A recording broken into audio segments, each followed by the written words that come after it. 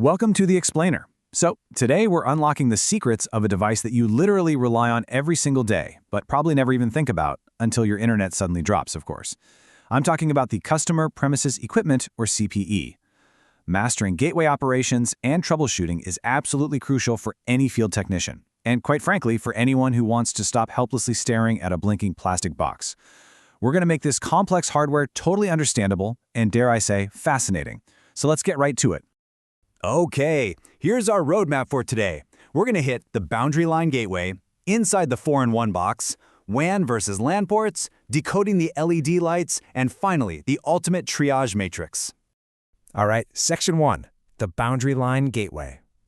So, the CPE. It isn't just some generic piece of hardware. Think of it conceptually as the official boundary line. It's the exact spot where the massive global telecom provider's network ends and your private, local network officially begins. You probably call it a home gateway or a Wi-Fi router, but structurally, it's the gatekeeper. The huge takeaway here is its physical location. This box sits right on the client's property. It is literally the frontier between the outside world and your inside network. Moving on to Section 2, inside the 4-in-1 box. Let's break down the physical illusion here. We look at a CPE and just see one box sitting on a desk, right? But mentally, I want you to picture 4 totally distinct holographic layers hiding inside that single chassis, all doing completely different jobs at the exact same time. First up, you've got the router. This is the piece actually talking to the internet. Second is the switch, which links your wired local devices together. Third, the access point, constantly broadcasting your Wi-Fi signal through the air. And fourth, a straightforward firewall standing guard to keep the hackers out. It's literally 4 different network appliances crammed into one. And that brings us perfectly to this summarized quote from our source material, Modern CPE, quote, combines routing, switching, wireless transmission, and network security into a single cost-effective consumer chassis. Now, why does this matter to us? Well, imagine the alternative. Imagine buying, powering, configuring, and wiring 4 totally separate, enterprise-grade devices just to get one single house online. No way, right? This consolidation is exactly why it's built this way. It's meant to be an incredibly unified, cost-effective tool for mass consumer deployment.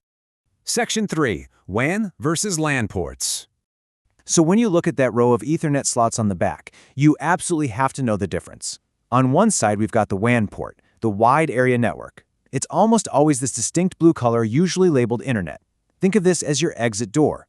It connects exclusively to the outside world, straight to the main telecom line or fiber ONT. Now, on the other side, you've got the LAN ports, local area network. These are uniformly colored yellow, numbered 1 through 4, and they connect strictly to the inside world. We're talking your local desktop PCs, your smart TVs, things like that. Blue equals outside, yellow equals inside. It's basically a physical layer map. Okay, here's a massive pro tip for you. Because those cable shapes are identical, a huge user error happens constantly out in the field, plugging the incoming internet feed into a yellow LAN port by mistake.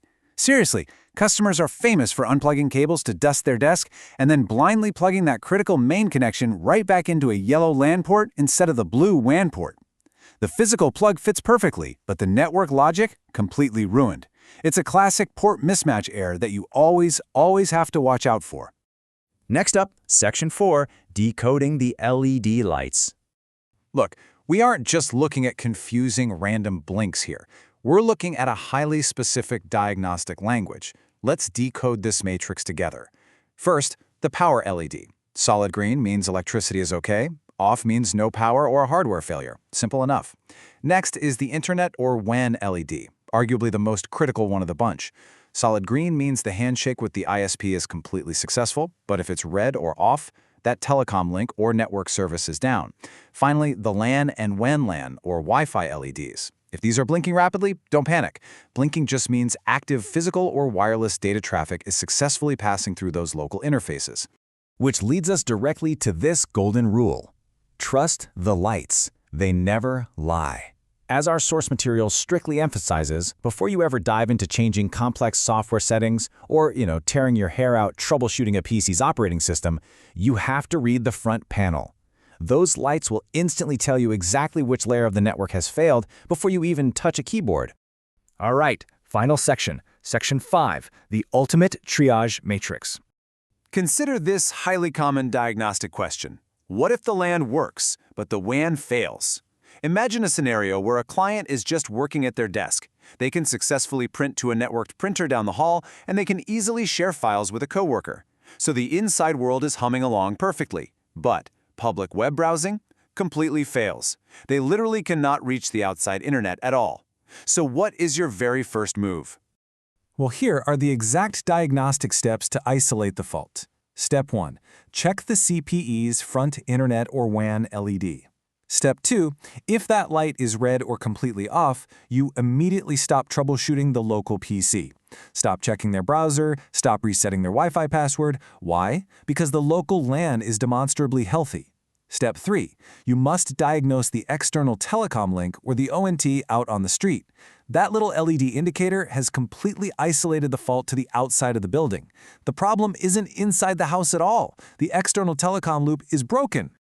And that brings us to the end of our explainer. It's actually amazing how much a single plastic box is doing for us every second of the day, isn't it? So I'll leave you with this final, provocative thought. Next time your internet drops, are you going to blindly blame the computer, or will you read the lights? Now that you understand the boundary line, that hybrid 4-in-1 architecture, and the vital difference between WAN and LAN interfaces, you have the exact mental model you need to operate and troubleshoot like a true pro. Keep learning, keep looking for those visual clues, and I will catch you in the next explainer.